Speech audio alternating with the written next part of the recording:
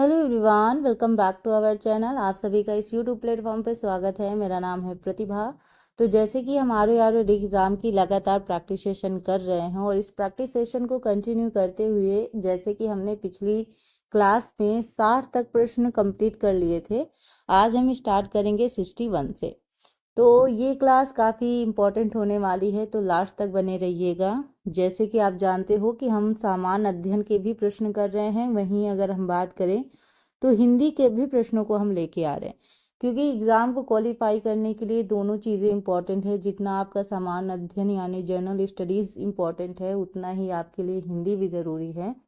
क्योंकि अगर आप ये सोच रहे हो कि हिंदी मैम इजी है, आराम से क्लियर हो जाएगा, तो कोई भी चीज़ इजी और टफ डिपेंड करता है आपकी प्रैक्टिस पर। जितना ज़्यादा आप प्रैक्टिस करते हो किसी चीज़ की, वही आपके लिए इजी हो जाता है, और जिसको आप प्रैक्टिस नहीं करते हो वो आपके लिए टफ हो जाता है। तो दोनों को साथ में लेकर चलेंगे तो हमारे लिए ज़्यादा हेल्पफुल रहेगा। आने वाले जो हमारे मेंस एग्ज़ाम है उसमें भी हमारी मदद करेंगी। तो इसलिए दोनों चीज़ों को इम्पोर्टेंस वरीयता दीजिए ताकि आपके एग्ज़ाम अच्छे नंबरों से क्लियर हो। तो चलिए स्टार्ट करते हैं आज की वीडियो। उससे पहले, आज मेरा बर्थडे है, टुडे इज़ माय बर्थडे। तो आप सभी की ब्लेसिंग और आप सभी की विशेस मेरे लिए बहुत इंपॉर्टेंट है। तो कमेंट बॉक्स में अपनी विशेस ज़रूर शेयर कीजिए, मुझे बहुत अच्छा लगेगा। चलिए स्टार्ट करते हैं आज का प्रश्न। तो प्रश्न है आप सभी के सामने। क्वेश्चन है आपसे मिलान से संबंधित क्वेश्चन पूछा गया है, ठीक है। और नीचे कूट दिए हैं, आपको कूट को देखकर आपको बताना है। एक तरफ दिया हुआ है केंद्र और दूसरी सूची में दिया है उद्योग। केंद्र में है नगोया, सलेम, लॉस एंजल्स और अबादान। वहीं अगर हम बात करें उद्योग की, तो लौह एवं इस्पात, हवाई जहाज, सूती वस्त्र और तेल शोधन। तो यहाँ देखो, अभी तो हम लोग सामान्य अध्ययन के प्रश्न कर रहे हैं, इसके बाद हम लोग हिंदी के प्रश्न करने वाले हैं। तो ऐसे ही ये लगातार सेशन जब तक चलता रहेगा, जब तक आपका एग्ज़ाम नहीं हो जाता। तो मान लीजिए ज़्यादा से ज़्यादा आपके 4 मंथ बचे हैं, और 4 मंथ कब आपकी तैयारी में गुजर जाएंगे आपको पता भी नहीं चलेगा। तो इसलिए बहुत ज़्यादा सोचिए नहीं, लगातार रिवीजन और प्रैक्टिस करते रहिए। तो ये जो क्वेश्चन हम करा रहे हैं, इसके माध्यम से हम व्याख्या भी देखेंगे ताकि हमारी जो समझ है वो थोड़ा सा बनी रहे इस चीज़ में। तो इस चीज़ का आंसर दीजिए। बाकी ये देखिए नीचे कूट दिया हुआ है, तो कूट देखिए और इसका मिलान कीजिए, ठीक है। तो यहाँ पे अगर हम बात करें क्वेश्चन नंबर 61 की, तो 61 का जो आपका राइट आंसर है वो आपका होगा ऑप्शन नंबर डी, ठीक है। यानी आपका होगा नगोया का होगा आपका सूती वस्त्र। वहीं सलेम की बात करें तो आपका होगा लौह एवं इस्पात। वहीं लॉस एंजल्स की बात करें तो होगा आपका हवाई जहाज। और आबादान की बात करेंगे तो तेल शोधन। तो इस तरीके का आपका मिलान होगा। मिलान में एक फ़ायदा होता है कि अगर मिलान में एक दो भी हमें समझ में आ रहे हैं तो चारों के चारों आंसर सही होने के चांसेस होते हैं। लेकिन कई बार मिलान में ऐसे कूट दे रखे होते हैं जिसमें अगर आप लास्ट तक आप नहीं सॉल्व करते हो तो सही भी नहीं होता है। तो दोनों चीज़ें हैं, पॉइंट बढ़ने के चांसेस ज़्यादा होते हैं, नंबर गेन करने के, और नहीं भी होते हैं। नेक्स्ट आपका क्वेश्चन है, भूमध्य रेखा गुजरती है कैमरून से, कोस्टारिका से, केन्या से, फिर वेनेजुएला से। तो भूमध्य रेखा को आप और किस नाम से जानते हैं? इसको विषुवत रेखा भी कहा जाता है, ठीक है। कौन सी रेखा? विषुवत रेखा। और ये है रेखा जो है वो पृथ्वी को, ठीक है, याद रखिएगा, पृथ्वी को 2 बराबर भागों में काटती है। और ये शून्य अंश की अक्षांश रेखा है। कितनी? शून्य अंश, ठीक। और यहाँ पे एक बात याद रखिएगा कि जो विषुवत रेखा के उत्तरी वाले भाग को क्या बोलते हैं? उत्तरी गोलार्ध। और जो दक्षिणी वाला भाग है उसको बोला जाता है दक्षिणी गोलार्ध। तो यहाँ पे अगर हम सही उत्तर की बात करें तो सही उत्तर होगा आपका केन्या, ठीक है, ऑप्शन नंबर सी। वहीं केन्या के साथ साथ अगर हम बात करें तो आपका जो इंडोनेशिया है और आपका कोलंबिया है, ठीक है। इंडोनेशिया और आपका कोलंबिया, तो इन देशों से होकर गुजरती है आपकी भूमध्य रेखा। वहीं क्वेश्चन आ गया आपका सौर मंडल से संबंधित।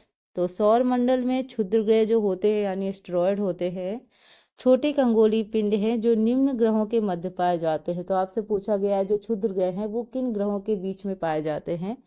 बुध और शुक्र, मंगल और बृहस्पति, बृहस्पति और शनि और वरुण और शनि। तो 6th क्लास से आप पढ़ते हुए चले आ रहे हो सौर मंडल के बारे में, आपको इसमें काफ़ी अच्छी नॉलेज भी होगी। तो इस प्रश्न को तो आप बिल्कुल भी गलत नहीं करेंगे। तो प्रश्न देखिए और आंसर देने की कोशिश कीजिए। यहाँ अगर हम बात करेंगे तो आपका जो सही उत्तर होगा वो होगा आपका मंगल और बृहस्पति। सबसे बड़ा ग्रह माना जाता है आपका बृहस्पति।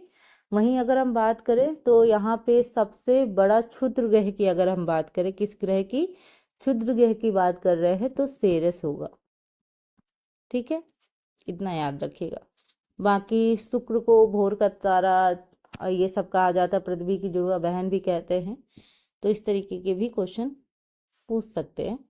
रिंग ऑफ फायर संबद्ध है भूकंप से, ज्वालामुखी से, प्रशांत महासागर से या फिर जंगल की आग से। आपके कोड दे रखे हैं, ए है 1 2 और 3, बी है 2 और 3, सी है 2 और 4 और डी है और ये सभी। तो कोड देखिए, प्रश्न देखिए और उत्तर देने की कोशिश कीजिए। ठीक है, तो यहाँ अगर हम सही प्रश्न जो सही उत्तर है उसकी बात करें तो ऑप्शन नंबर जो ए है वो सही उत्तर होगा, यानी भूकंप, प्रशांत महासागर और आपका ज्वालामुखी। ठीक है, तो ये जो चीज़ है ये आपका सही होगा। तो इतना याद रखिएगा, जो आपका रिंग ऑफ फायर है, ठीक है, वो प्रशांत महासागर क्षेत्र में भूकंप और ज्वालामुखी से प्रभावित परिच्छेद है। और वहीं अगर बात करें तो विश्व के सर्वाधिक 2/3 ज्वालामुखी प्रशांत महासागर जो पेटी है वहाँ पे पाए जाते हैं। और इनका अगर विस्तार की बात करें तो आपका अंटार्कटिका की जो माउंट इरेबस है, अंटार्कटिका की माउंट इरेबस से लेकर प्रशांत महासागर तक के दोनों किनारों पर चारों ओर ये फैला हुआ है। ठीक है, इतनी चीजें आप याद रख सकते हैं। चलिए नेक्स्ट क्वेश्चन की बात करें, एक सेकेंड। नेक्स्ट क्वेश्चन है आप सभी के सामने, निम्नलिखित में से कौन ठंडी समुद्री धाराएं हैं। तो जैसे ठंडी समुद्री धाराएं पूछ सकता है, आपकी गर्म समुद्री धाराएं पूछ सकता है। तो इस तरीके की जो चीज़ें हैं इसको आप अलग नोट्स बना के इसको लिख सकते हैं। तो हम्बोल्ट की धारा, ब्राज़ील धारा, ओयाशियो धारा या फिर कनारी धारा। कूट है आपके ऑप्शन ए 1 और 2, बी 2 और 3, सी है 1 3 और 4 और डी है 2 3 और 4। तो इस प्रश्न को देखिए और सही उत्तर दीजिए। यहाँ अगर हम प्रश्न की बात करेंगे तो आपका जो सही उत्तर होगा वो होगा आपका हम्बोल्ट धारा, आपका ओयाशियो धारा, कनारी धारा। अगर हम ब्राज़ील धारा की बात करेंगे तो ये आपकी गर्म है, ठीक है, ठंडी नहीं है। तो इस हिसाब से 1 3 एंड 4 ऑप्शन आपका सही होगा, यानी ऑप्शन नंबर जो सी है वो आपका सही उत्तर है, ऑप्शन नंबर सी। ठीक, नेक्स्ट आपका पॉलिटी से क्वेश्चन पूछा गया है। क्वेश्चन क्या है कि भारतीय संविधान में मूल अधिकारों का विचार लिया गया है ब्रिटेन के संविधान से, आयरलैंड के संविधान से, कनाडा के संविधान से या फिर अमेरिका के संविधान से। तो संविधान में ये बेसिक क्वेश्चंस हैं। अगर हम बात करें मूल अधिकारों से संबंधित जो पूछे जा रहे हैं अभी आपसे, ये तो बेसिक क्वेश्चन है। और जो इसका आर का लेवल है वो भी काफ़ी टफ है। तो बेसिक से हार्ड की तरफ अगर मतलब टफ की तरफ अगर हम जाएं तो ज़्यादा बेहतर होगा। तो यहाँ पे केवल प्रश्न नहीं देख रहे हैं हम, प्रश्न के माध्यम से आपको और भी कॉन्सेप्ट क्लियर होने वाले हैं आज की वीडियो में। ठीक है, तो यहाँ अगर हम बात करें इसके सही उत्तर की, तो सही उत्तर होगा आपका यूएसए यानी अमेरिका के संविधान से। ऑप्शन नंबर जो डी है ये आपका सही उत्तर है। वहीं अगर हम बात करें तो इसका जो वर्णन है संविधान के भाग 3 में है। और आपके अनुच्छेद की अगर हम बात करेंगे तो अनुच्छेद आपका है 12 से लेकर 35 तक। ठीक है, इतना याद रखेगा। बाकी अगर हम बात करें इसमें संशोधन हो सकता है। और एक राष्ट्रीय आपातकाल के दौरान, जैसे आप जानते हो आपातकाल 3 प्रकार के हैं, एक 352 है, एक 356 है और एक 360 है जो आपका वित्तीय आपातकाल होता है। तो जो आपातकाल 352 है, ठीक है, इस आपातकाल के दौरान जो जीवन और व्यक्तिगत जो स्वतंत्रता के अधिकार है उसको छोड़कर जितने भी मौलिक अधिकार हैं वो क्या कर दिए जाते हैं, स्थगित कर दिए जाते हैं।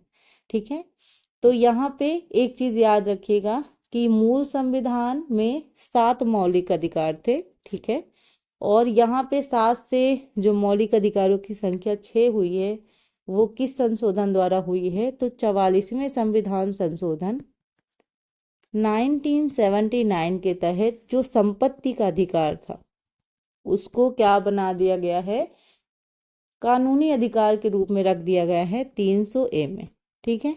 300A के तहत कानूनी अधिकार के रूप में रखा गया है और इसी वजह से इसको हटा दिया गया है, ठीक है। तो इतनी चीजें थी। देखो आपके लिए जो क्वेश्चन आया वो बेसिक तो लग ही रहा होगा आपको कि मूल अधिकारों का विचार कहाँ से लिया गया, ये सब तो नॉर्मल है, बट इसके अंदर की जो चीजें हैं वो आपके लिए जानना जरूरी था, तो उससे कई सारे क्वेश्चन आपके तैयार हो जाते हैं। वहीं अगर हम नेक्स्ट क्वेश्चन की बात करें तो नेक्स्ट क्वेश्चन है कि मनरेगा कार्यक्रम निम्नलिखित में से भारतीय संविधान के किस अनुच्छेद को लागू करने हेतु लाया गया है। अनुच्छेद 43, अनुच्छेद आर्टिकल 45 या आर्टिकल 47 या आर्टिकल 50। तो यहाँ पे आपको बताना है कि इसका सही उत्तर क्या होगा। मनरेगा के बारे में पूछा गया है आपसे, तो यहाँ अगर हम राइट आंसर की बात करें तो राइट आंसर होगा आपका अनुच्छेद 43, ठीक है। तो ये जो अनुच्छेद 43 है ये क्या है, ये मजदूरी और कुटीर उद्योगों के प्रोत्साहन का उल्लेख करता है, इतना याद रखेंगे आप। क्वेश्चन नेक्स्ट की ओर चलते हैं। गणतंत्रीय अवधारणा यानी कॉन्सेप्ट ऑफ रिपब्लिकन से संबंधित निम्नांकित में से कौन सा एक सही नहीं है। तो जो स्टेटमेंट दी है उनमें से एक सही नहीं है, उसको आपको चुनना है। तो यहाँ पे दिया है कि ऑप्शन ए, एक राज्य जिसमें जनता सर्वोच्च यानी सुप्रीम हो, सर्वोच्च शक्ति निर्वाचित प्रधान में निहित हो, सर्वोच्च शक्ति एक राजा के समान एक ही व्यक्ति में निहित हो, और एक ऐसी सरकार जो जनता द्वारा निर्वाचित प्रतिनिधियों की हो, ठीक है। तो ये 4 ऑप्शन देखिए और फिर राइट आंसर तक पहुंचिए। तो यहाँ नहीं पूछा गया है, इस बात का खास ध्यान रखेंगे। जब नहीं वाले क्वेश्चन आए तो उस पर थोड़ा सा ज़्यादा ध्यान देने की ज़रूरत है, क्योंकि कई बार ऐसे क्वेश्चन हमारे गलत हो जाते हैं, तो गलत ना हो इसका विशेष ध्यान दीजिएगा। तो यहाँ अगर हम सही उत्तर की बात करें तो जो सही उत्तर होगा आपका ऑप्शन नंबर बी, यानी सर्वोच्च शक्ति निर्वाचित प्रधान में निहित हो। तो यहाँ नहीं पूछा गया है, इसलिए आपका जो ऑप्शन नंबर ए है वो आपका सही उत्तर होगा। तो यहाँ पे आप जानते हो कि जो गणतंत्रीय अवधारणा वाली सरकार में जनता सर्वोच्च होती है, ठीक है, और यहाँ एक ऐसी सरकार होती है जिसमें जनता द्वारा निर्वाचित प्रतिनिधि भाग लेते हैं। जनता देखो प्रत्यक्ष रूप से तो वोट नहीं देती है, मतलब प्रत्यक्ष रूप से तो शासन नहीं कर सकती है, लेकिन अप्रत्यक्ष रूप से तो कर ही सकती है। यानी जनता अपना एक प्रतिनिधि भेजती है, ठीक है, जो क्या करता है, किसके प्रति उत्तरदायी होता है, जनता के प्रति उत्तरदायी होता है, ठीक है। नेक्स्ट क्वेश्चन है, निम्नलिखित में से कौन सा विषय धन विधेयक यानी मनी बिल के उपबंध में सम्मिलित नहीं किया गया है। तो मनी बिल से संबंधित क्वेश्चन है, कर से संबंधित उपबंध, उधार ऋण लेने से संबंधित उपबंध, संचित निधि तथा आकस्मिकता की अभिरक्षा से उपबंध, या फिर जुर्माने या अर्थदंड से संबंधित उपबंध। तो धन विधेयक के बारे में आपसे पूछा गया है प्रश्न देखिए, और ये इंपॉर्टेंट है विधेयक, ठीक है, और आंसर देने की कोशिश कीजिए। तो यहाँ पे अगर हम बात करें कि धन विधेयक किसे कहा जाता है, तो जैसे अगर समझ लीजिए कि संसद में राजस्व एकत्र करने वाले, या अगर हम बात करें अन्य प्रकार से धन से संबंध जो विधेयक होते हैं उन्हीं को हम क्या बोलते हैं, मनी बिल बोलते हैं, यानी धन विधेयक बोलते हैं। तो यहाँ पे संविधान के अनुच्छेद यानी आर्टिकल की बात करें तो 110 का जो पहला है, ठीक है, इसके उपखंड ख से लेकर 6 तक में इन विषयों का उल्लेख किया गया है। इन विधेयक यानी धन विधेयक के बारे में बताया गया है। तो याद रखिएगा जो धन विधेयक है वो कहाँ पेश किया जा सकता है, केवल लोकसभा में, ठीक है, लोकसभा में पेश किया जाता है। और धन विधेयक को राष्ट्रपति पुनः विचार करने के लिए लौटा भी नहीं सकता। ये भी याद रखेंगे कि अगर राष्ट्रपति चाहे कि इसको पुनः विचार करने के लिए हम लौटा दे तो वो लौटा भी नहीं सकता है, ठीक है। तो ये जो चीज़ें हैं ये जानना ज़्यादा ज़रूरी है। तो यहाँ पे आंसर की अगर हम बात करेंगे तो जो आंसर आपका सही होगा वो होगा आपका ऑप्शन नंबर डी, यानी जुर्माने या अर्थदंड से संबंधित उपबंध। ठीक है, तो ये आपका शामिल नहीं है, इसमें नहीं पूछा गया था ना, इसलिए। नेक्स्ट है आपका, संसद के अधिकारियों में सम्मिलित है अध्यक्ष लोकसभा, उपाध्यक्ष लोकसभा, महासचिव लोकसभा, अध्यक्ष राज्यसभा। तो कूट दे रखे हैं, आप प्रश्न देखें और सही उत्तर बताएं। Question number 70। तो यहाँ पे अगर बात करें तो राइट आंसर आपका होगा ये सभी। ठीक है, यानी अध्यक्ष लोकसभा, उपाध्यक्ष लोकसभा, महासचिव लोकसभा और अध्यक्ष राज्यसभा। आप जानते हैं कि जो आपकी संसद है वो राष्ट्रपति और दोनों सदनों को मिलकर बनी है। दोनों सदन मतलब आपके लोकसभा और आपकी राज्यसभा। ठीक है, इन दोनों सदनों से मिलकर आपकी क्या बनी है, आपकी संसद बनी है। वहीं अगर हम बात करें तो संसद के निम्न सदन को, कौन से सदन को, निम्न सदन को हम बोलते हैं लोकसभा, वहीं उच्च सदन को हम बोलते हैं राज्यसभा। और जो आपका उपराष्ट्रपति होते हैं वो राज्यसभा के पदेन सभापति होते हैं। ठीक है, इतना आप याद रखेंगे। अगर हम लोकसभा की बात करेंगे तो यहाँ एक अध्यक्ष होता है। वहीं एक चीज याद रखिएगा कि यहाँ पे जो लोकसभा है उसे अविश्वास प्रस्ताव लाकर भंग किया जा सकता है, जबकि जो आपकी राज्यसभा है वो भंग नहीं हो सकती है। तो ये जो फैक्ट है ये काफी इम्पोर्टेंट है और ये आप सभी को मालूम होने चाहिए। ऑप्शन नंबर जो डी है वो आपका सही उत्तर है। क्वेश्चन अब आपसे पूछा गया है कथन और कारण से संबंधित, और कथन और कारण से वैसे तो सारे बच्चे, ज़्यादातर बच्चे कथन और कारण से क्वेश्चन सही कर लेते हैं।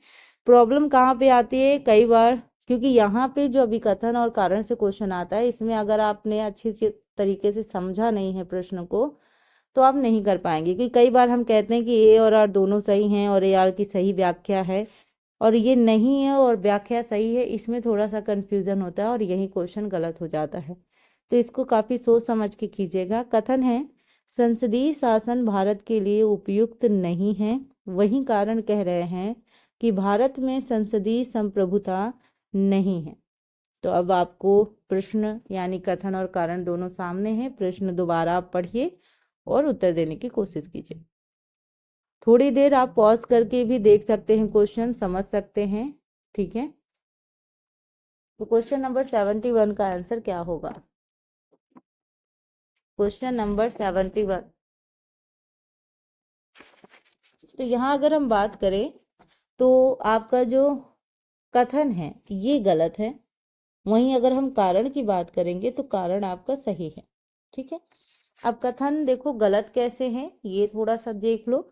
तो संसदीय जो शासन है वो भारत के लिए उपयुक्त है, ठीक है, ना कि नहीं है। तो यहाँ पे इन्होंने नहीं दे दिया गया थोड़ा सा, इस वजह से ये आंसर गलत हो गया। वहीं अगर हम बात करें यहाँ पे तो यह भारतीय संविधान की मूल विशेषता है, इतना याद रखेंगे। तो बस यहाँ पे एक चीज़ याद रखने लायक है कि जहाँ पे हम भारत में संसदीय संप्रभुता नहीं है इसकी बात करते हैं तो यहाँ पे संपूर्ण जो भारतीय प्रशासनिक ढांचा है वो संसदात्मक व्यवस्था के अनुरूप होता है, और जो मंत्रिपरिषद है वो सामूहिक रूप से लोकसभा के प्रति उत्तरदायी होती है। सामूहिक रूप से आप जानते हैं जब लोकसभा में अविश्वास प्रस्ताव लाया जाता है और अगर अविश्वास प्रस्ताव पास हो गया तो सभी को इस्तीफा देना पड़ता है, राइट। तो ये जो चीज़ें होती हैं ये, और यहाँ पे एक तरीके से कहा जाए आपके जो प्रधानमंत्री वो प्रमुख होते हैं, जो मंत्रिपरिषद है उनके आदेशों पे काम करती है। तो ये सारी चीज़ें हैं, कहते हैं कि राष्ट्रपति के पास शक्ति होती है, लेकिन जो वास्तविक शक्तियाँ हैं वो किनके पास होती हैं? पीएम के पास होती हैं, प्रधानमंत्री के पास होती है। तो राइट आंसर हमने आपसे बात की, ऑप्शन नंबर जो डी है वो आपका सही उत्तर है। ए गलत है परंतु आर सही है। नेक्स्ट क्वेश्चन है, संसद द्वारा संकट काल की घोषणा का अनुमोदन कितनी अवधि के अंतराल में होना आवश्यक है? 14 दिन, 1 माह, 3 माह या फिर 6 माह? ये आपसे प्रश्न पूछा गया है। ठीक है। तो संसद द्वारा संकट काल की घोषणा का अनुमोदन कितनी अवधि के अंतराल में होना आवश्यक है, ये आपसे प्रश्न पूछा गया है। प्रश्न देखिए और उत्तर देने की कोशिश कीजिए। ठीक है, तो आई होप आपने अपना आंसर दे दिया होगा। तो इसका अगर सही उत्तर की बात करें तो आपका जो सही उत्तर होगा वो होगा आपका ऑप्शन नंबर बी, यानी 1 माह। ठीक है, 1 माह आपका सही उत्तर होगा। तो यहाँ थोड़ा सा बात को समझ लेते हैं कि आप जानते हैं कि जो भारतीय संविधान के अनुच्छेद 352, ठीक है, के अंतर्गत राष्ट्रीय आपातकाल की घोषणा किसी एक आधार पर राष्ट्रपति द्वारा की जाती है। जैसे मान लो 3 आधार मैं आपको बता रही, तो इनमें से किसी एक आधार पर की जाती है। जैसे युद्ध हो गया आपका, बाह्य आक्रमण हो गया, या फिर आपका हो गया सशस्त्र आक्रमण। तो यहाँ पे एक चीज याद रखिएगा कि राष्ट्रीय आपातकाल की जो उद्घोषणा है उसको राष्ट्रपति द्वारा किसी भी समय वापस लिया जा सकता है, एनी टाइम। ठीक है, और यदि राष्ट्रपति द्वारा उद्घोषणा को 1 माह के अंदर वापस नहीं लिया जाता तो जो संसद के दोनों सदन हैं, आप जानते हैं लोकसभा और राज्यसभा, 1 माह के अंतर्गत रहेगी। तो कितना माह हमने बताया आपको? 1 माह यानी 1 महीने। ठीक, अगर हम यहाँ पे बात करें तो यदि उद्घोषणा तब की जाती है जब लोकसभा का विघटन हो रहा हो, यानी लोकसभा का विघटन मतलब एक तरीके से लोकसभा भंग हो रही हो। ठीक है, तो 1 माह समाप्ति के बाद प्रवर्तन में ना रहेगी यदि लोकसभा में उद्घोषणा को अनुमोदित नहीं किया गया हो या ना नहीं कर दिया गया हो। ठीक, तो यहाँ पे अगर हम बात करें तो संसद के 2/3 बहुमत, कितनी? 2/3 की बात कर रहे हैं, 2/3 बहुमत से किया जाना चाहिए। यानी आपातकाल उद्घोषणा का अनुमोदन या जो हम कह रहे हैं अनुरोध, संसद के 2/3 बहुमत से किया जाना चाहिए। एक बार अनुमोदित होने पर आपात घोषणा 6 माह, ठीक है, या 6 मास तक प्रवर्तन में रहेगी और उसे जारी रखने के लिए संसद द्वारा पुनः अनुमोदन आवश्यक है। ठीक है, इतनी चीजें आप याद रख सकते हैं। नेक्स्ट क्वेश्चन है आप सभी के लिए कि थोड़ा सा और जूम कर देते हैं। हाँ जी, सूचना का अधिकार अधिनियम 2005 के बारे में निम्नलिखित कथनों पर विचार कीजिए और उसे चुनिए जो प्रावधानित नहीं है अथवा विशिष्ट रूप से विमुक्त है। यह जम्मू कश्मीर राज्य में लागू नहीं है। आवेदक जो सूचना देने मतलब जो सूचना हेतु अनुरोध करता है उसे सूचना मांगे जाने के कारणों को देना होगा। सी है मुख्य सूचना आयुक्त का हटाया जाना, और डी है प्रत्येक सूचना आयुक्त अपने पद पर 5 वर्ष की अवधि या जब वह 65 वर्ष की आयु का हो जाए, दोनों में से जो पहले हो पद पर बना रहेगा। ठीक है, तब तक। तो प्रश्न देखिए और उत्तर देने की कोशिश कीजिए।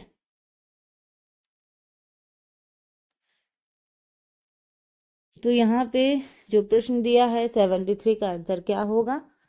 प्रश्न देखिए, ध्यान से पढ़िए और फिर उत्तर देने की कोशिश कीजिए। 73 का आंसर,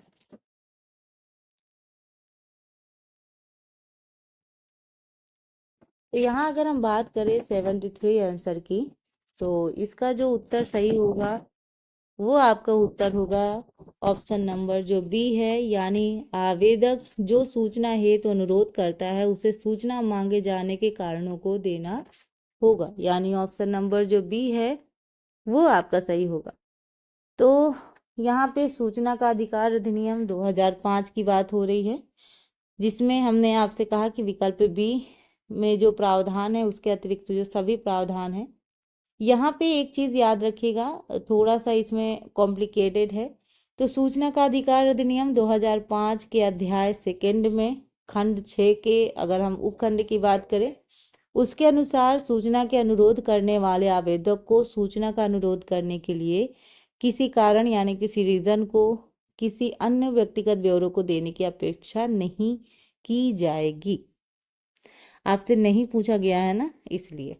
ठीक है, और यहाँ पे जब नहीं क्वेश्चन आए तो देखिए हम गोला अगर नहीं करते हैं ना तो फिर ध्यान भटक जाता है। तो इसलिए राउंड कर दिया करिए ताकि हाईलाइट होता रहे। तो ऑप्शन नंबर जो बी है वो आपका सही होगा। नेक्स्ट क्वेश्चन है, भारत में वित्तीय आपातकाल की घोषणा आज तक कितनी बार की गई है? 5 बार, 4 बार, 1 बार या फिर कभी नहीं? वित्तीय आपातकाल 360, ठीक है। तो इसकी घोषणा आज तक कितनी बार की गई है ये आपसे पूछा गया है, ठीक है। तो इसका उत्तर देने की कोशिश करें। इसका उत्तर क्या होगा? 5 बार, 1 बार, 4 बार या फिर कभी भी नहीं? वित्तीय आपातकाल, ठीक है।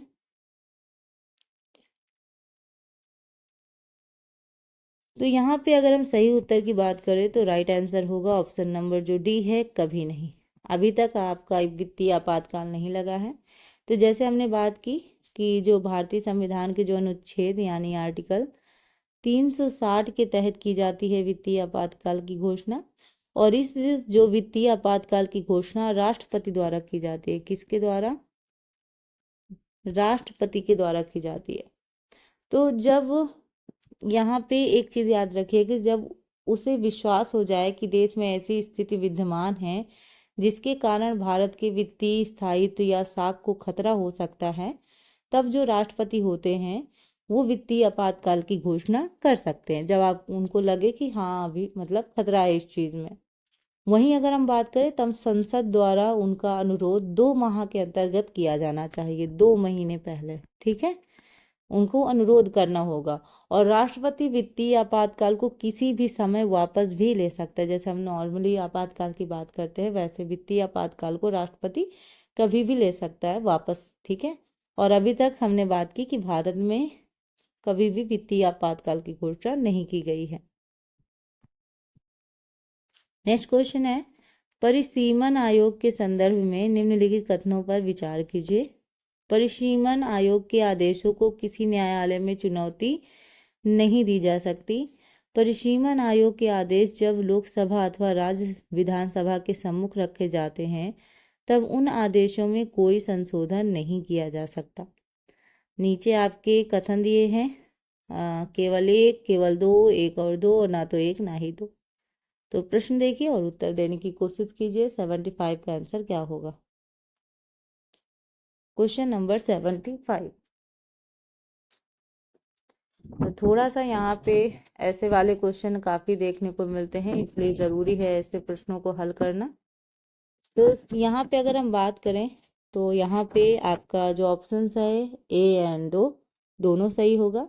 यानी परिसीमन आयोग के आदेशों को किसी न्यायालय में चुनौती नहीं दी जा सकती, और परिसीमन आयोग के जो आदेश जब लोकसभा अथवा राज्य विधानसभा के सम्मुख रखे जाते हैं तब उन आदेशों में कोई संशोधन नहीं किया जा सकता, ठीक है। तो इतनी चीजें याद रखिएगा। यहाँ पे अब तक 4 परिसीमन आयोग गठित किए गए हैं। एक तो 1952 में, दूसरा आपका 1962 में, तीसरा आपका 1973 में और चौथा आपका 2002 में। तो ये 4 परिसीमन आयोग का गठन अब तक किया जा चुका है, ठीक है। इतनी चीजें याद रखिएगा। तो यहाँ पे थोड़ा सा अगर हम परिसीमन आयोग के बारे में बात करें तो परिसीमन आयोग एक शक्तिशाली आयोग माना जाता है जिसके आदेशों को किसी न्यायालय में चुनौती नहीं दी जा सकती, याद रखिएगा। तो और इसकी सिफारिशों को लोकसभा और राज्य विधानसभा के सम्मुख तो रखा जा सकता है किंतु कोई संशोधन नहीं किया जा सकता, ठीक। तो काफी पावरफुल आयोग है ये, इतना याद रखेंगे। नेक्स्ट है आपका, भारतीय कृषि में निम्न उत्पादकता का कारण है आवश्यकता से अधिक लोगों का कृषि कार्यों में लगा रहना, जोत का छोटा आकार, उत्पादन की पिछड़ी तकनीक या फिर उपरोक्त सभी। क्वेश्चन नंबर 76 का आंसर क्या होगा? ठीक है।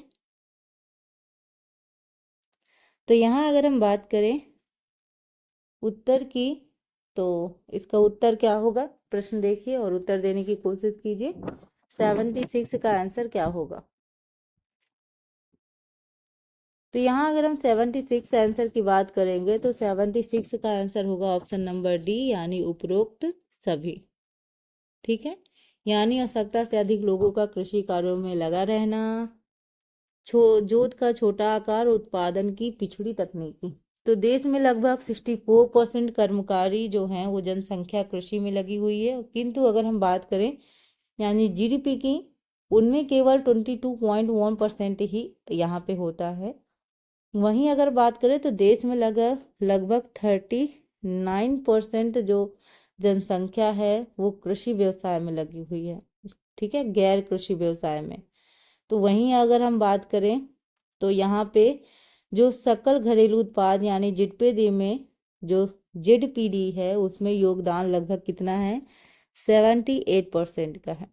तो ये काफ़ी परसेंटेज हम डिटेल में पढ़ेंगे एक क्लास में, जहाँ पे हम बजट से संबंधित चीज़ें भी पढ़ेंगे और इससे संबंधित भी चीज़ें पढ़ेंगे, ताकि यहाँ से संबंधित जो प्रश्न आए वो हमारा मिस ना हो पाए। तो राइट आंसर इज उपयुक्त सभी, ऑप्शन नंबर डी। नेक्स्ट है, भारत में नियोजित अर्थव्यवस्था आधारित है गांधीवादी व्यवस्था से, समाजवादी व्यवस्था पर, या पूंजीवादी व्यवस्था पर, या फिर मिश्रित अर्थव्यवस्था पर। तो भारत में नियोजित अर्थव्यवस्था आधारित है, ये आपसे पूछा गया है।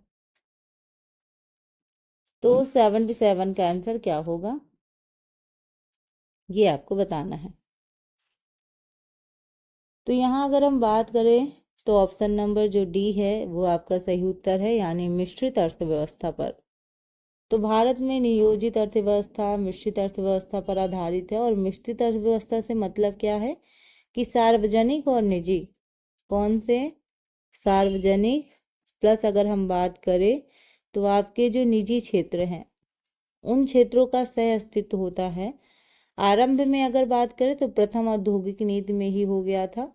तो यहाँ 6 अप्रैल 1948 को तत्कालीन केंद्रीय मंत्री डॉक्टर श्यामा प्रसाद मुखर्जी द्वारा, ठीक है, श्यामा प्रसाद मुखर्जी द्वारा नई औद्योगिक नीति की घोषणा में निजी और जो सार्वजनिक क्षेत्र हैं उनको मिश्रित और नियंत्रित अर्थव्यवस्था की नींव रखी गई थी।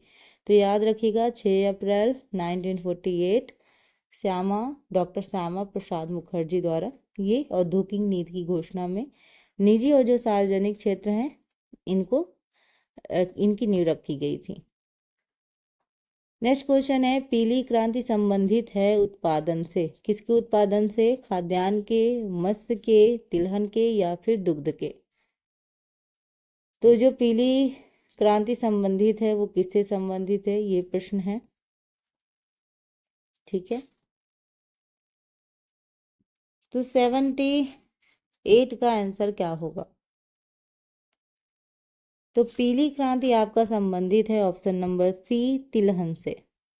ठीक है, तो हरित क्रांति ने खाद्यान्न उत्पादन के मामले में काफ़ी उपलब्धियां अर्जित की हैं, और वहीं अगर हम बात करें तो जो आपकी पीली क्रांति है वो आपकी तिलहन से संबंधित है। ठीक है, और यहाँ पे एक चीज़ याद रखिएगा कि तिलहन उत्पादन कार्यक्रम में 23 राज्यों के, कितने राज्यों के, 23 राज्यों के 337 जिले शामिल हैं, और ये उपलब्धि जो है वो खाद्य तेल और तिलहन फसलों के उत्पादन के क्षेत्र में रही है। ठीक, वह कौन सा बैंक है जिसने कृषकों के पास आसानी से पहुंचने के लिए किसान क्लब बनाए हैं, क्षेत्रीय ग्रामीण bank, Punjab national bank, Allahabad bank, या फिर भारतीय स्टेट बैंक। किसान क्लब बनाए हैं, किसने बनाए हैं, ये आपको बताना है। क्वेश्चन नंबर 79 का आंसर क्या होगा। तो यहाँ अगर हम उत्तर की बात करें तो आपका जो राइट आंसर होगा वो आपका होगा ऑप्शन नंबर ए, यानी क्षेत्रीय ग्रामीण बैंक, क्षेत्रीय ग्रामीण बैंक। तो यहाँ पे जो क्षेत्रीय ग्रामीण बैंक ने नाबार्ड के सहयोग से अनेक किसान क्लब बनाए थे। तो सहयोग किसका था, नाबार्ड का था। सहयोग किसका था, नाबार्ड का था। और इस क्लब के माध्यम से बैंक आसानी से किसानों के पास पहुंचते हैं और उनको ज़रूरत के हिसाब से ऋण भी मुहैया कराते हैं। वहीं जैसे आगरा में श्रेयस ग्रामीण बैंक ने 40 किसान क्लब जनवरी और मार्च 2009 में बनाए थे। तो ये अ, पिछले ईयर के क्वेश्चन होते हैं, तो थोड़ा सा ऐसे क्वेश्चन मिलते हैं। इससे थोड़ा सा ये भी पता चलता है कि आगे जाके कैसे क्वेश्चन पूछे जा सकते हैं। नेक्स्ट है आपका, निम्नलिखित में कौन सा मापदंड यानी मानदंड भारत में किसी अधिवास यानी सेटलमेंट को नगरीय केंद्र परिभाषित करने के लिए स्वीकार नहीं किया गया है? मौलिक अधिकार, सॉरी, भौतिक विस्तार, जनसंख्या आकार, जनसंख्या घनत्व या फिर व्यावसायिक संरचना। आपके ऑप्शंस हैं भौतिक विस्तार, जनसंख्या आकार, जनसंख्या घनत्व या फिर व्यावसायिक संरचना।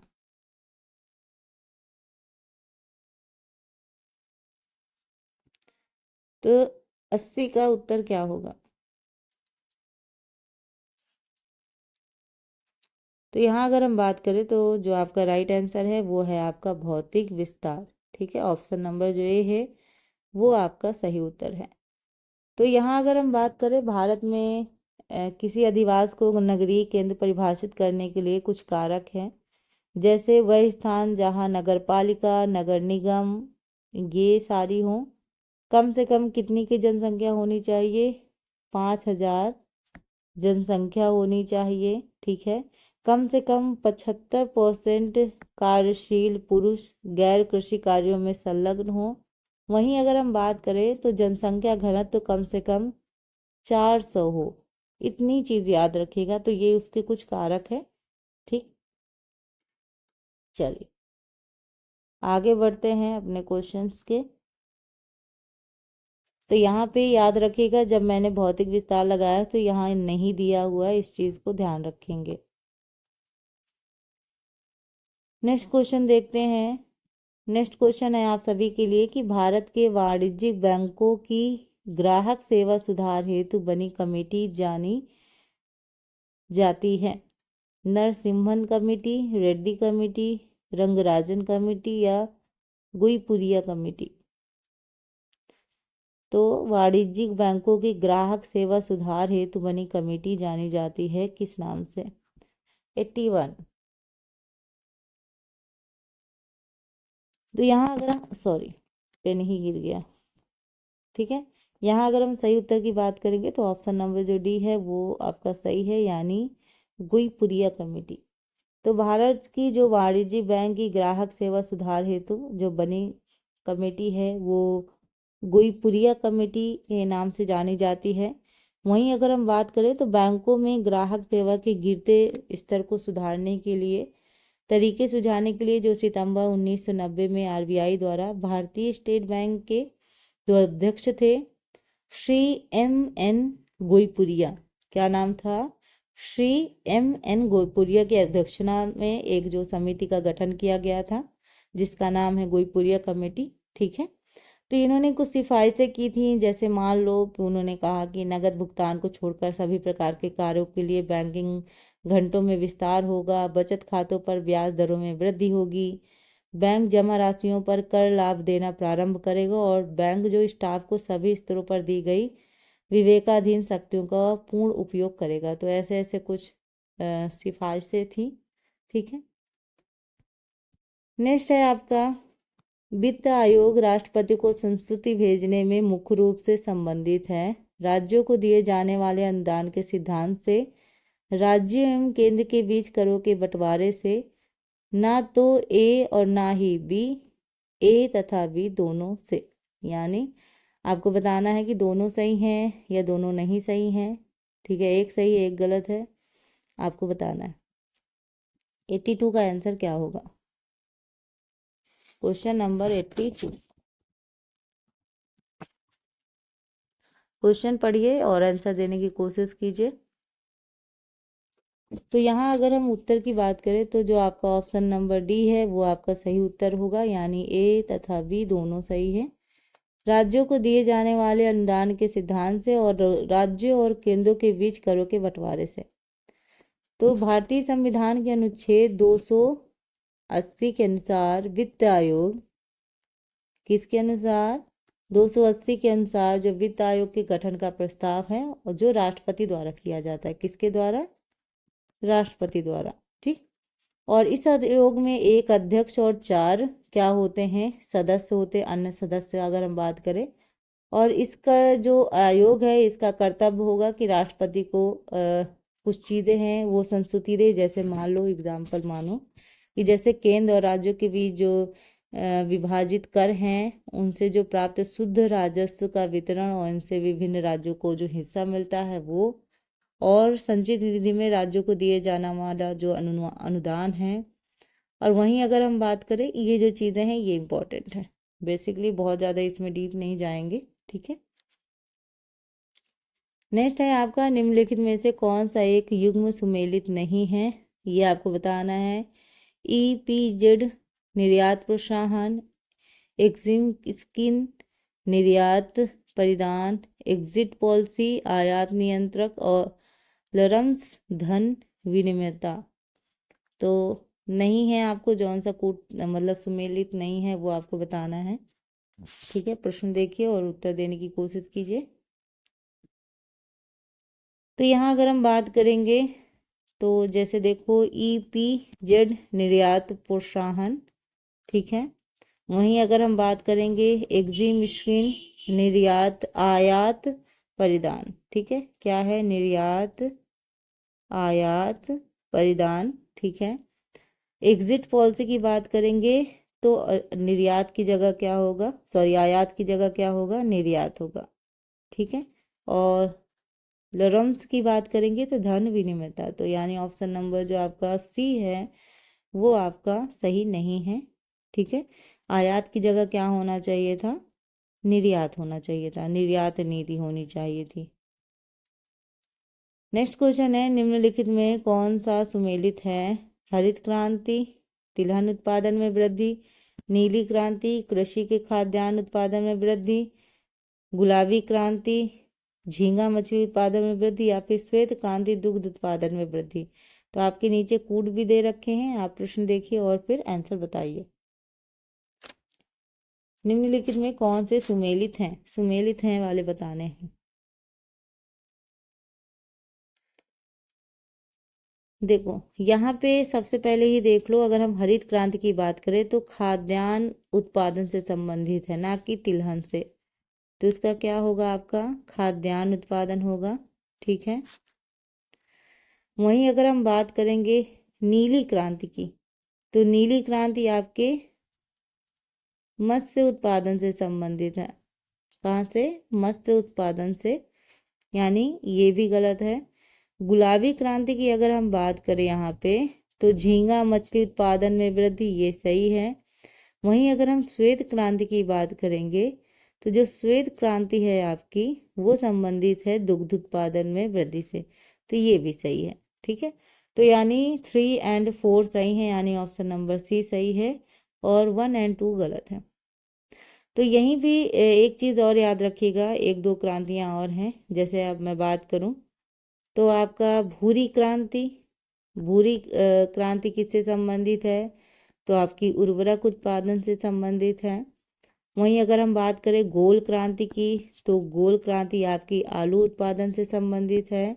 लाल क्रांति आपकी टमाटर आपके लाल होते हैं।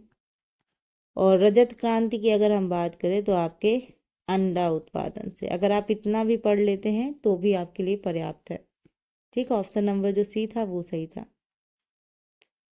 नेक्स्ट है, न्यूनतम समर्थन मूल्य का निर्धारक है भारतीय कृषि अनुसंधान परिषद, राज्य सरकार, कृषि लागत एवं मूल्य आयोग, या फिर उपरोक्त में से कोई नहीं। तो न्यूनतम समर्थन मूल्य का निर्धारक है 85 का आंसर क्या होगा?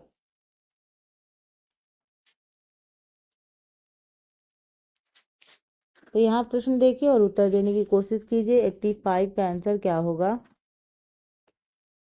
तो यहाँ अगर हम सही उत्तर की बात करें तो सही उत्तर होगा आपका कृषि लागत एवं मूल्य आयोग। ऑप्शन नंबर जो सी है वो आपका सही उत्तर है।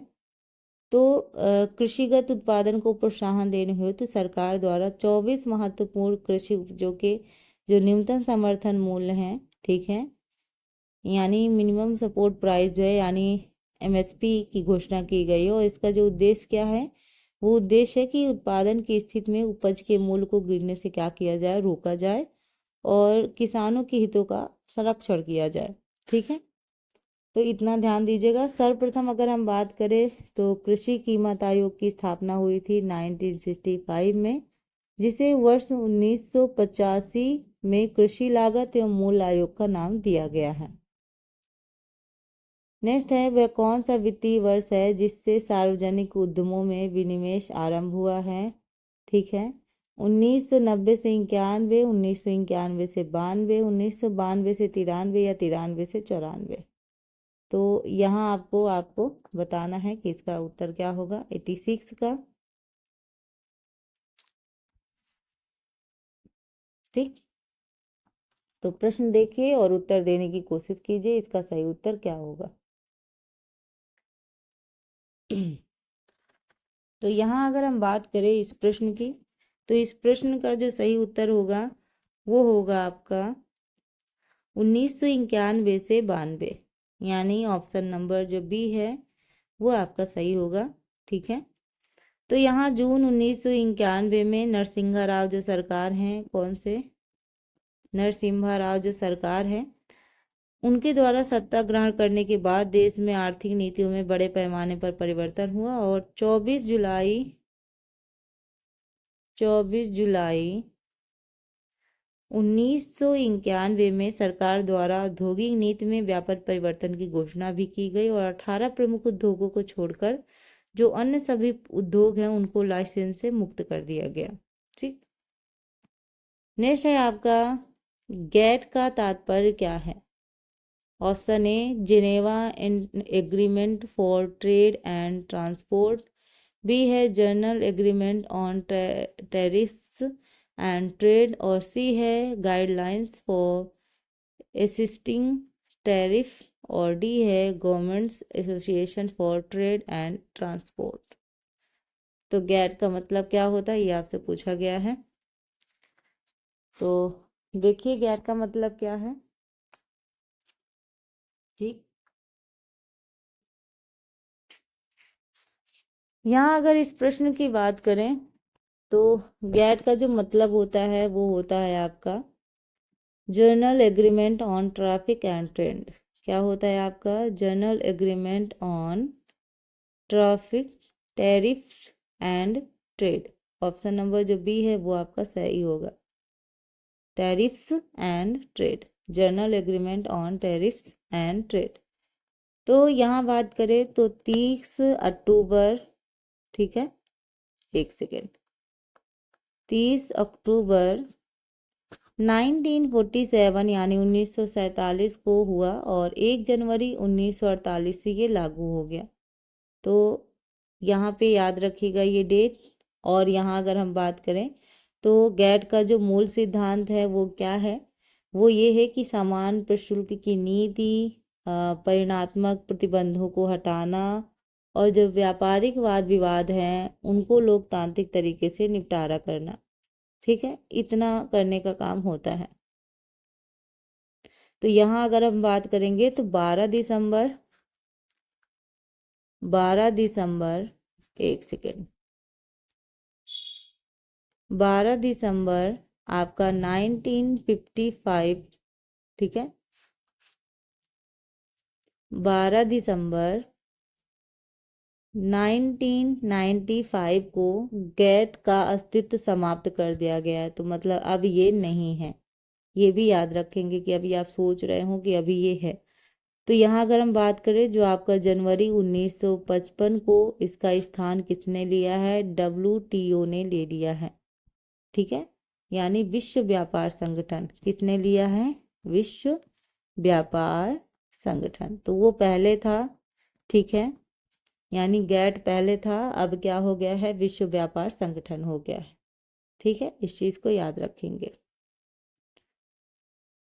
नेक्स्ट है नियोजन पूर्व पेक्षित समझा गया संतुलित सामाजिक आर्थिक विकास के लिए, विकास के लाभ स्वरूप में विस्तृत करने के लिए, आंचलिक विशेषताओं को दूर करने पर ध्यान केंद्रित करने के लिए, या फिर उपलब्ध संसाधनों के उपयोग को अधिकतम बनाने के लिए। तो आपके कूट दे रखे हैं, आप कूट देखिए और सही आंसर दीजिए। तो यहाँ पे सही उत्तर क्या होगा? तो यहाँ पे अगर हम बात करें तो उपयुक्त चारों विकल्प सही हैं। ठीक है,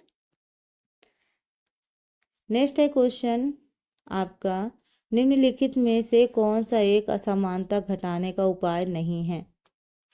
न्यूनतम आवश्यकता कार्यक्रम, अर्थव्यवस्था का उदारीकरण, करारोपण, और डी है आपका भूमि सुधार। तो यहाँ पे जो असमता घटाने का उपाय नहीं है वो आपसे पूछा जा सकता है। तो यहाँ अगर हम सही उत्तर की बात करें तो अर्थव्यवस्था का उदारीकरण ये आपका सही उत्तर होगा। ठीक है, नेक्स्ट क्वेश्चन है आपका, भारत में निर्धनता के स्तर का आकलन किया जाता है विभिन्न राज्यों में प्रति व्यक्ति आय के आधार पर, परिवार की औसत आय के आधार पर, परिवार के उपभोग व्यय के आधार पर, या फिर देश की मलिन बस्तियों की जनसंख्या के आधार पर। तो यहाँ पे 90 का आंसर क्या होगा? तो आपको बता दें कि भारत में निर्धनता का जो आकलन है वो योजना आयोग द्वारा प्रत्येक 5 वर्ष पर राष्ट्रीय प्रतिदर्श सर्वेक्षण संगठन यानी एनएसएसओ द्वारा परिवार आधारित उपभोग व्यय आंकड़ों के आधार पर किया जाता है। क्या किया जाता है? परिवार के उपभोग व्यय के आधार पर। ठीक है, परिवार के उपभोग व्यय के आंकड़ों के आधार पर किया जाता है। ऑप्शन नंबर सी इसका सही उत्तर है। नेक्स्ट है 2011 की जनगणना के अंतरिम आंकड़ों के आधार पर उत्तर प्रदेश के निम्नलिखित में से किस जिले में साक्षरता दर उच्चतम है? क्योंकि अभी भी 2011 से संबंधित ही क्वेश्चन आते हैं। गौतम बुद्ध नगर, गाजियाबाद, कानपुर नगर और लखनऊ। तो यहाँ अगर हम बात करें 2011 की जनगणना के अंतिम आंकड़ों के अनुसार यहाँ पे तो आपका क्या है? गौतम बुद्ध नगर, ठीक है, गाजियाबाद, कानपुर देहात और लखनऊ। ठीक है, तो यहाँ पे एक चीज़ याद रखिएगा, ये जो आपसे प्रश्न पूछा गया है आपका क्वेश्चन नंबर 91, इसका अगर हम सही उत्तर की बात करेंगे तो इसकी जो आपका सही उत्तर होगा वो आपका होगा ऑप्शन नंबर बी सही उत्तर है, यानी गाजियाबाद। ठीक है, गाजियाबाद आपका यहाँ पे सही उत्तर होगा। ठीक है, यानी देखो जैसे गौतम बुद्ध नगर की अगर हम बात करेंगे तो एक सेकेंड 82.20% है। वहीं अगर हम गाजियाबाद की बात करें तो 85% है। अगर हम कानपुर देहात की बात करेंगे तो 81.31% है। वहीं लखनऊ की बात करें तो 84.27%। तो आपका जो राइट आंसर है वो आपका गाजियाबाद है। ठुमरी गायिका गिरजा देवी संबंधित हैं बनारस घराना से, आगरा घराना से, किराना घराना से या फिर लखनऊ घराना से। तो जो ठुमरी गायिका गिरजा देवी हैं वो किससे संबंधित हैं? तो ये संबंधित हैं आपके बनारस घराने से। ऑप्शन नंबर जो ए है वो आपका सही उत्तर है, यानी बनारस घराने से संबंधित है। तो जनवरी 2011 को गिरजा देवी एवं कुचिपुड़ी नर्तक जो नटराज रामकृष्ण को संगीत नाटक अकादमी नई दिल्ली में सर्वोच्च सम्मान भी मिला था। ठीक है, तो वो बहुत पहले की बात है। नेक्स्ट है आपका, यहाँ पे आपको मिलान करना है। तो एक तरफ दिया हुआ है जनपद और दूसरी तरफ दिया है उनका मुख्यालय यानी हेडक्वार्टर। तो एक तरफ है आपका जालौन, कानपुर देहात, संत रविदास नगर और कुशीनगर, और दूसरी तरफ उनके मुख्यालय हैं अकबरपुर, नवगढ़, पडरौना या फिर औरई। तो नीचे कूट दिया हुआ है, कूट को देखिए और मिलान करने की कोशिश कीजिए। आपका है क्वेश्चन नंबर 93 का आंसर क्या होगा? जल्दी ही बताने की कोशिश कीजिए। 93 का आंसर क्या होगा? अगर हम यहाँ पे सही उत्तर की बात करें, जो आपका सही उत्तर होगा वो आपका होगा ऑप्शन नंबर ए, यानी जालौन का होगा आपका उरई, वहीं अगर हम बात करें कानपुर देहात की तो आपका होगा अकबरपुर। संत रविदास नगर की बात करें तो नौगढ़, और कुशीनगर की बात करें तो पडरौना होगा। तो ऑप्शन नंबर जो ए है वो आपका सही उत्तर है। नेक्स्ट क्वेश्चन है कि निम्नलिखित में से कौन सा उत्तर प्रदेश का लोक नृत्य नहीं है? चरकुला, दादरा, कर्मा या फिर मुरिया। तो उत्तर प्रदेश का नृत्य नहीं है, कौन सा नहीं है? तो जो आपका मुरिया है, कौन सी? मुरिया। ये उत्तर प्रदेश का ना होकर आपका कहाँ का है? मध्य प्रदेश का है, यानी एमपी का है। भारत सरकार ने किस वर्ष में उत्तर प्रदेश की 10 नई आदिवासी जातियों को अनुसूचित जनजाति के रूप में सूचीबद्ध किया? 2004, 2003, 2002 या फिर 2001।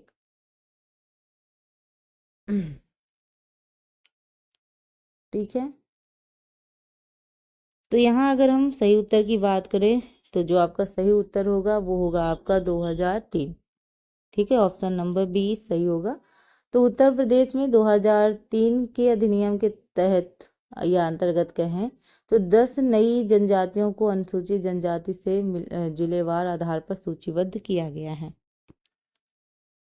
नेक्स्ट है, उत्तर प्रदेश की जनसंख्या अधिक है बांग्लादेश से, ब्राजील से, पाकिस्तान से या फिर इंडोनेशिया से।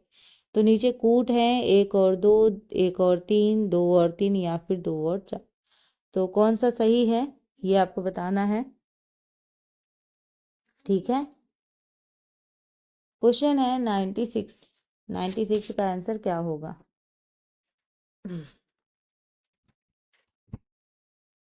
96।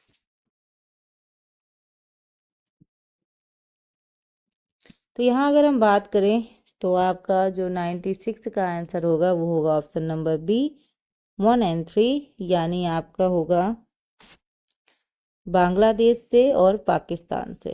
ठीक है, तो यहाँ याद रखेंगे कि 2001 के अनुसार उत्तर प्रदेश की जनसंख्या, ठीक है, जो किससे, चीन, अमेरिका, इंडोनेशिया और ब्राजील, यानी केवल 4 देशों की जनसंख्या से कम है, और विश्व के अन्य सभी देशों से उसकी जनसंख्या अधिक है। तो अब तो आप जानते हैं कि यहाँ पे जो हमारा भारत है वो क्या कहते हैं कि सबको पीछे छोड़ दिया है, तो सबसे ज़्यादा जनसंख्या इंडिया की ही हो गई है। ठीक, चलिए नेक्स्ट है आपका doctor Ambedkar institute of technology for handicapped अवस्थित है आगरा में, इलाहाबाद में, कानपुर में या फिर लखनऊ में। तो 97 का आंसर क्या होगा? 97 का आंसर क्या होगा? 97 आंसर की बात करेंगे तो होगा right answer option number C, Kanpur में। ठीक, चलिए नेक्स्ट क्वेश्चन है आपका, महासागरों का अम्लीकरण बढ़ रहा है, यह घटना क्यों चिंता का विषय है? कैल्शियम पादप प्लावक की वृद्धि और उत्तरजीविता प्रतिकूल रूप से प्रभावित होगी। प्रवाल भित्ति की वृद्धि और उत्तरजीविता प्रतिकूल रूप से प्रभावित होगी। कुछ प्राणी जिनके डिंभक पादप प्लवकीय होते हैं कि उत्तरजीविता प्रतिकूल रूप से प्रभावी होगी, और मेघ बीजन और मेघों का बनना प्रतिकूल रूप से प्रभावी होगा।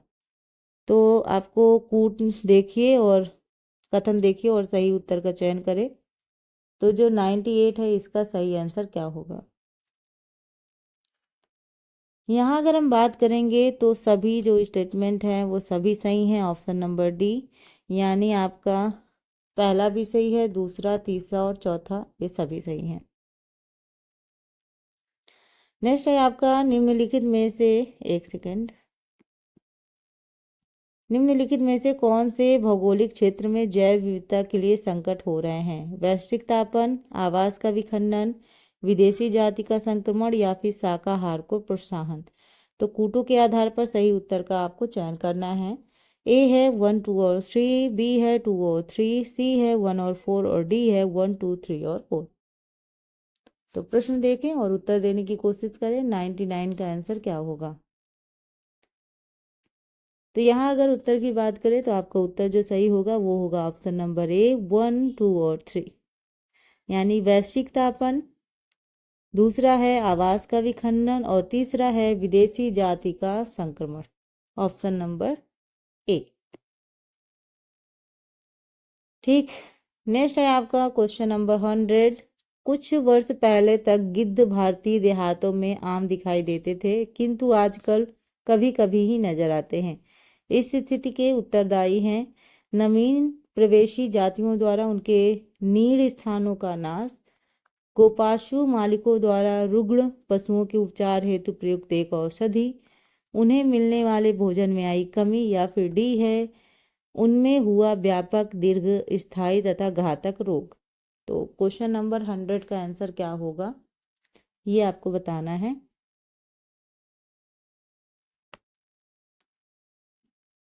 तो यहाँ अगर हम बात करें तो इसका जो राइट आंसर है वो है आपका ऑप्शन नंबर बी, यानी गोपांशु मालिकों द्वारा रुग्ण पशुओं के उपचार हेतु जो औषधि प्रयोग की जाती है वही उनके आजकल विलुप्त होने का कारण है। यदि किसी महासागर का पादप प्लावक किसी कारण से पूर्णतया नष्ट हो जाए तो इसका क्या प्रभाव होगा? कार्बन सिंक के रूप में महासागर पर प्रतिकूल प्रभाव पड़ेगा, महासागर की खाद्य श्रृंखला पर प्रतिकूल प्रभाव पड़ेगा, महासागर का जल घनत्व प्रबल रूप से घट जाएगा। तो कूट के आधार पर सही उत्तर का चयन करना है, 1 और 2, केवल 2, केवल 3 या फिर 1, 2 और 3। तो प्रश्न देखिए और उत्तर देने की कोशिश करें। 101 प्रश्न का सगुन प्रश्न है, इसका आंसर क्या होगा? है ना, हम लोग सगुन देते हैं ना, 101, 151, है ना, ऐसे 11, 21, तो ये सगुन प्रश्न है। तो यहाँ अगर हम बात करें 101 प्रश्न का आंसर क्या होगा, तो यहाँ पे जो आंसर सही होगा वो होगा ऑप्शन नंबर ए, यानी 1 और 2 दोनों। कार्बन सिंक के रूप में महासागर पर प्रतिकूल प्रभाव पड़ेगा और दूसरा है महासागर की खाद्य श्रृंखला पर प्रतिकूल प्रभाव पड़ेगा। ठीक है, तो याद रखेंगे महासागर कुल कार्बन डाइऑक्साइड का 30% से 50% तक अवशोषित करते हैं। ठीक है, और जो पादप प्लावक के अभाव के कारण जो मछलियों के लिए खाद्य का अभाव हो जाता है, जिससे महासागर की जो खाद्य श्रृंखला है उस पर प्रतिकूल प्रभाव पड़ता है। नेक्स्ट है आपका क्वेश्चन, मिलेनियम इकोसिस्टम असेसमेंट पारिस्थितिक तंत्र की सेवाओं के निम्नलिखित प्रमुख वर्गों का वर्णन करता है। व्यवस्था, समर्थन, नियंत्रण, संरक्षण और सांस्कृतिक। निम्नलिखित में से कौन सी एक समर्थन सेवा है? खाद्यान्न और जल का उत्पादन, जलवायु और रोग का नियंत्रण, पोषक चक्रण और फसल परागण, या फिर डी है विविधता अनुरक्षण। ठीक है, तो क्वेश्चन नंबर 102 का आंसर क्या होगा? तो यहाँ 102 का आंसर क्या होगा आपका? ऑप्शन नंबर जो सी है वो आपका सही उत्तर होगा, यानी पोषक चक्रण और फसल परागण। ठीक है, चलिए नेक्स्ट क्वेश्चन की बात करें तो नेक्स्ट क्वेश्चन है, निम्नलिखित में से कौन सा एक प्राणी समूह संकटापन्न जातियों के संवर्ग के अंतर्गत आता है?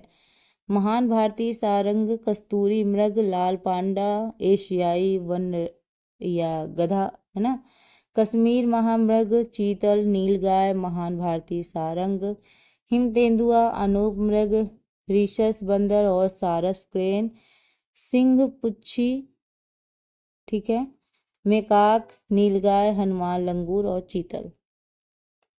तो 103 का आंसर क्या होगा? तो यहाँ अगर हम बात करें सही उत्तर की तो ऑप्शन नंबर 1 सही होगा आपका, यानी भारतीय सारंग, कस्तूरी मृग, लाल पांडा और एशियाई वन गधा, ये आपके राइट आंसर है। ठीक है, तो वहीं देखो अगर हम बात करते नील गाय की तो अभी बीच में ही एक न्यूज़ आई थी कि जो हरियाणा गवर्नमेंट है उन्होंने जो नील गाय है उनको मारने का आदेश दे दिया था। वो इस वजह से क्योंकि नील गाय फसलों को तबाह कर रही थी, जिसकी वजह से आदेश दिया गया। बाद में इसका विरोध हुआ, तो यहाँ पे विरोध होने के बाद ये हुआ कि इस चीज़ को फिर हटाया गया ठीक है, क्योंकि कोई भी चीज़ मान लो कोई नुकसान करता है तो उस चीज़ को मार देना ये कहाँ, मतलब ये बिल्कुल सही नहीं है, तो ये चीज़ को हटा दिया गया बाद में। ठीक है,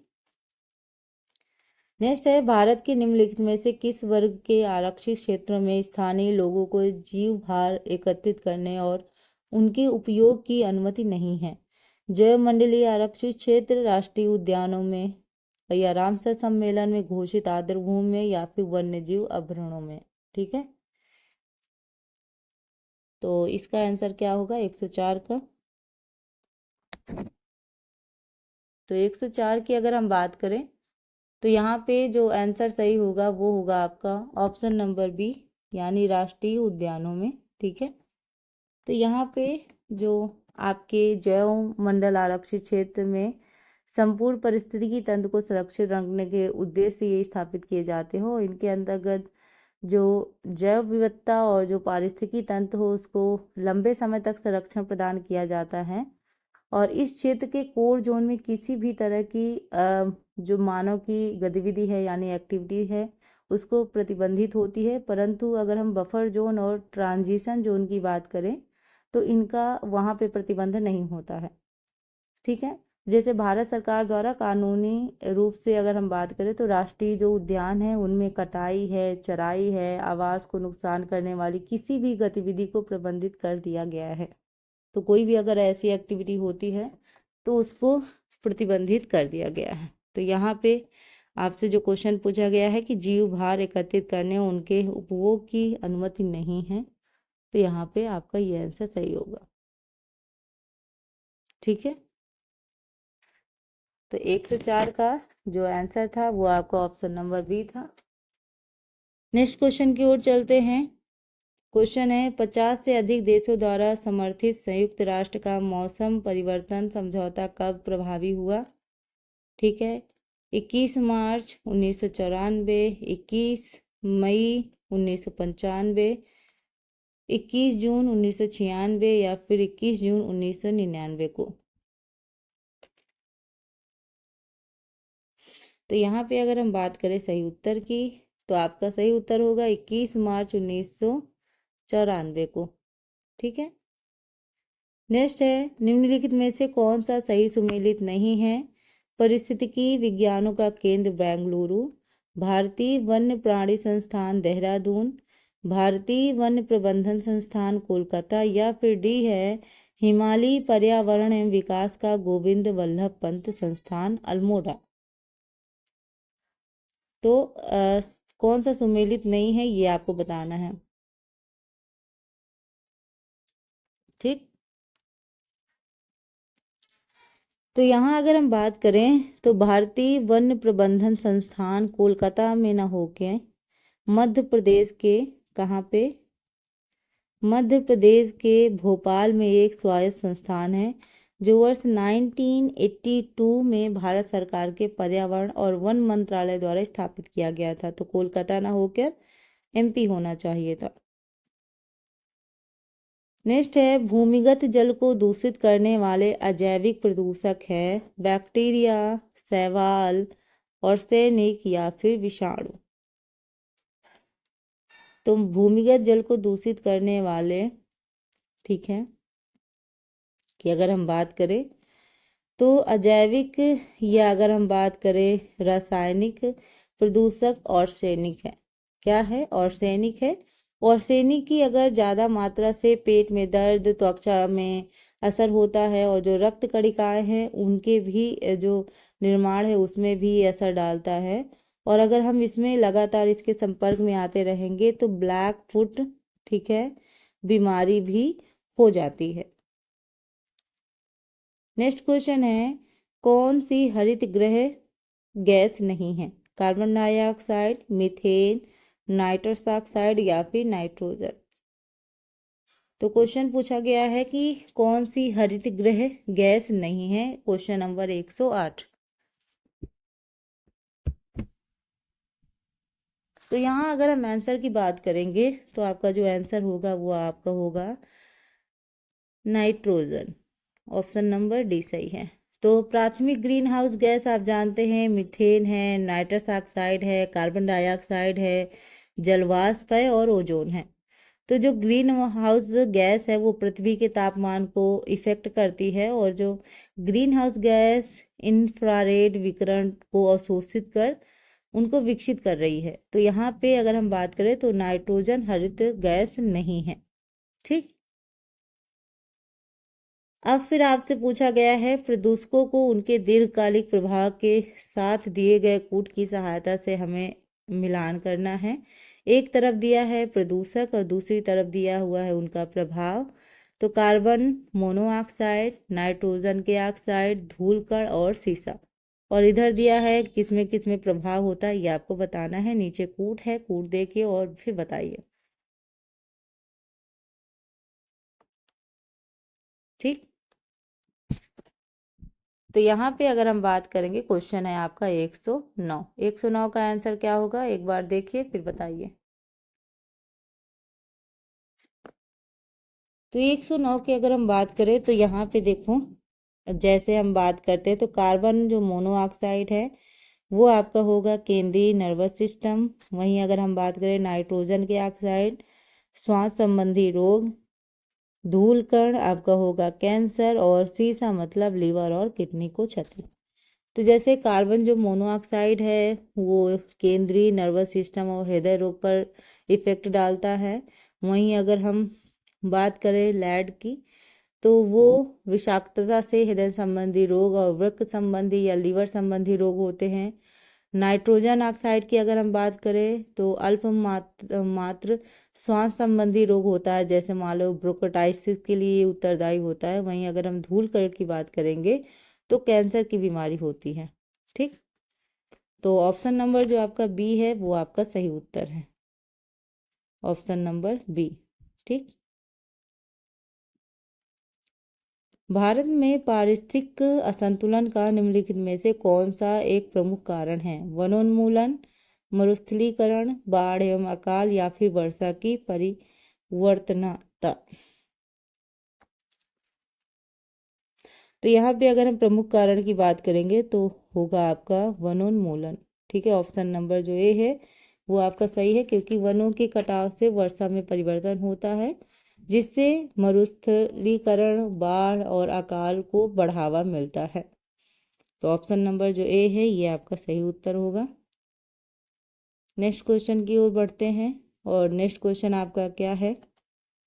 नेक्स्ट क्वेश्चन है आपका कौन सा देश सार्क का सदस्य नहीं है? ये आपसे पूछा गया है, सॉरी। ठीक।